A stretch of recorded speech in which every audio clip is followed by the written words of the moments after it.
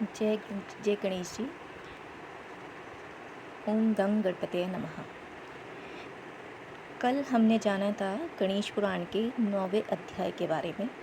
आज हम जानेंगे गणेश पुराण के 10वें अध्याय के बारे में, जिसमें कि पति परित्यक्ता रानी सुनीता का आख्यान और रानी सुनीता को सर्व सुख प्राप्ति का वृतांत बताया जाएगा। आइए आगे का अध्याय करते हैं। सूत जी बोले, हे शौनक, एक दिन फाल्गुन नदी के तट पर गणेश पूजन किया जा रहा था। पूजन करा रहे थे महाज्ञानी एवं वेदज्ञ भार्गव पंडित।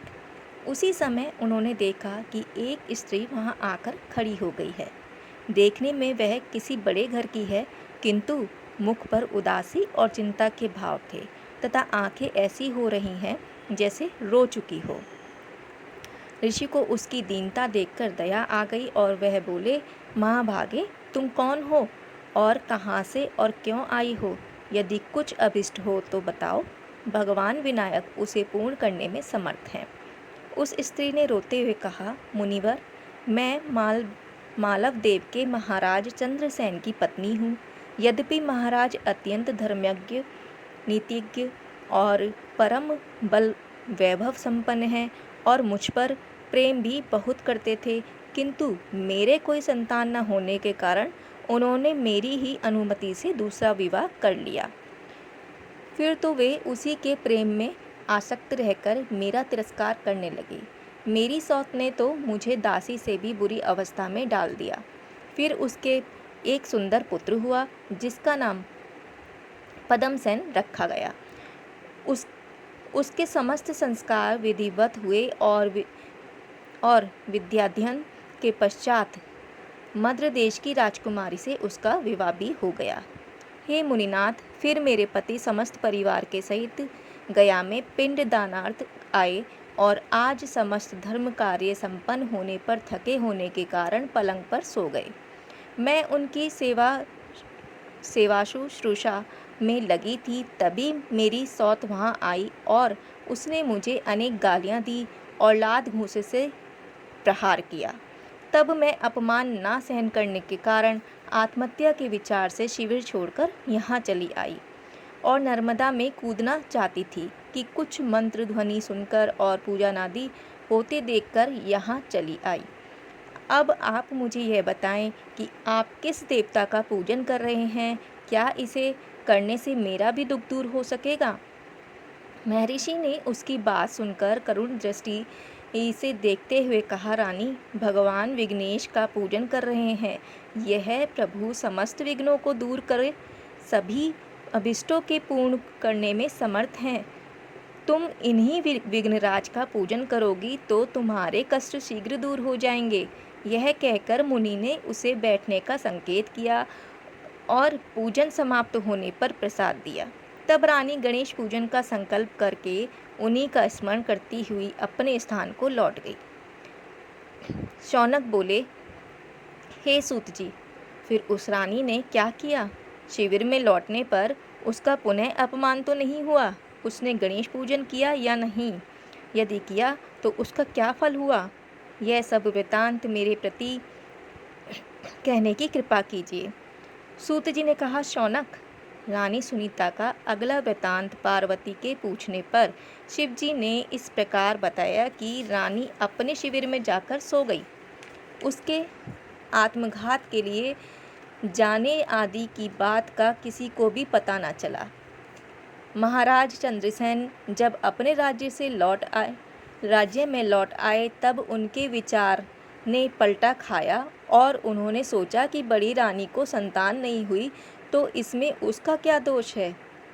वह तो अब तक अपने पतिव्रत धर्म का निर्वाह करती चली आ रही है, इसलिए उसके प्रति छोटी रानी का व्यवहार अनुचित और अन्यायपूर्ण है।